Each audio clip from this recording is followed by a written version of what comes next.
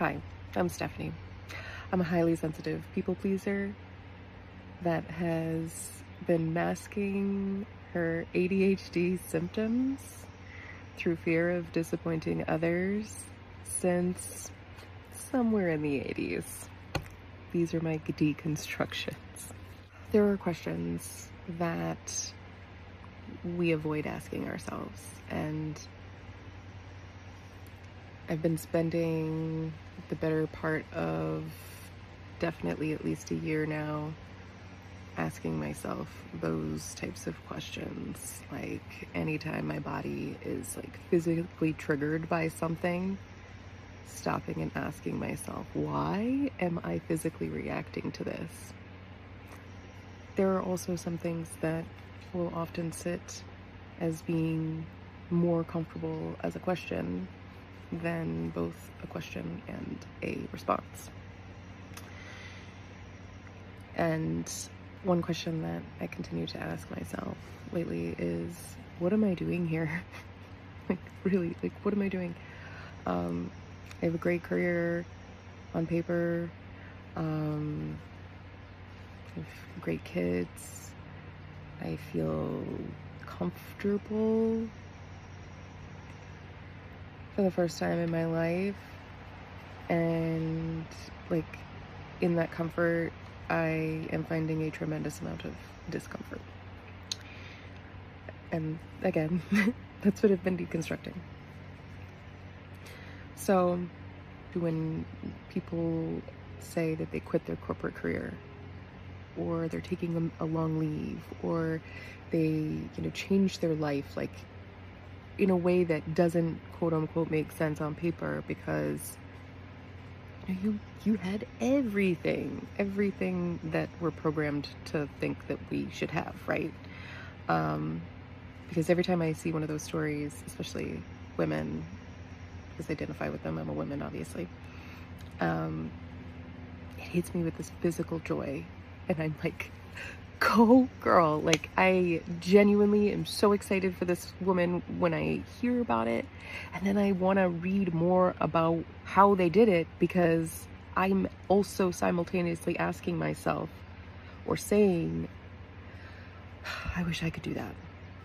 I want to live through this person's experience by understanding how they did it, but I never go do the thing. When I'm weighing my body's truth against lifelong programming, both internal and external, and I mean, honestly, that's a whole topic in itself, but that's how it feels. And I feel as though the world truly underestimates, probably on purpose, how physically draining that is to somebody. But this consistent theme that keeps coming back to me, physically, mentally, emotionally, is, can I do this? Can I do this? From a capability standpoint, it's logistical. It's not permission. Because there is a difference between permission and capability. And here's a side story. When I was in 4th grade, there was one of the teachers that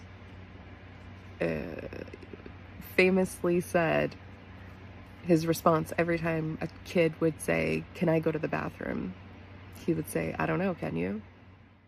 And at first, kids just did not know what to do with it. Until it got to the point he said, may I go to the bathroom? And that's what they're like, oh, may I?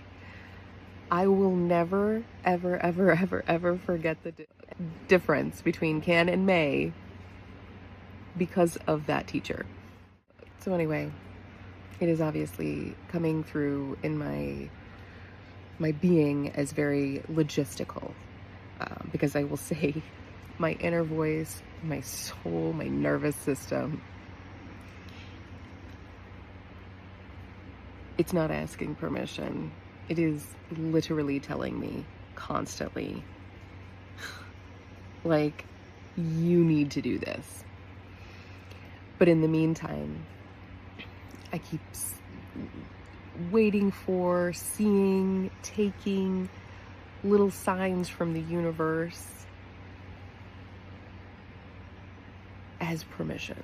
Just like a new set of information that makes me feel a little bit safer. But there's no timeline that I've given myself. There's no like end date. It's just an ongoing drip of permissions into this bucket of what I'm looking at as what's required to feel safe enough to do this, to quit my job and do something that fulfills me. But there's no, in other words, it's never enough. It'll never be enough. I will look for more drips and more drips and more drips until the end of time. And then that's it.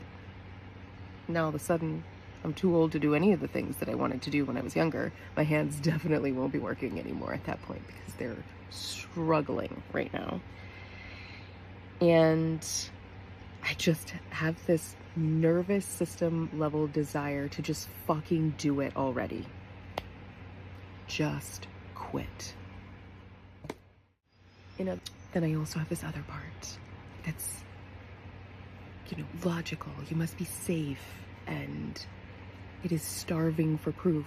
And then my hands are like, I'm not negotiating with either of you. We're fucking done. You can't do this anymore.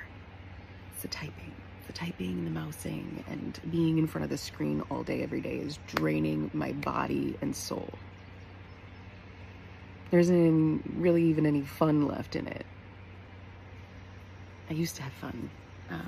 It's not fun anymore. So how does one stay regulated in all of this? That's the structure. That's the design of all of this.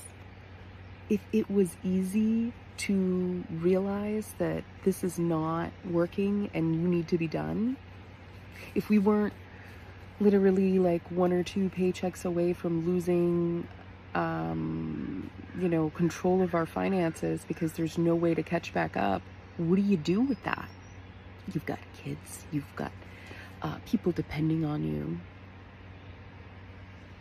So you stay and you look to find a way to negotiate with yourself, your psyche, or everything to make these 3 frequencies be able to run all at once, together.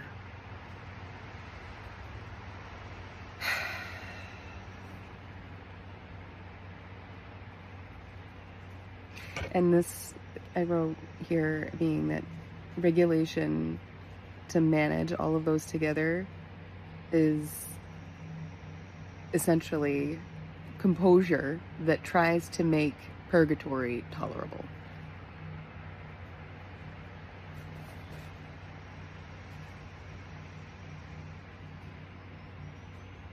I mean, we all know that this is, I say we all know, if you're still watching this, you know this is bullshit, right? All of this structure around us. So, what do we do with that? That is the question I'm going to continue to deconstruct here.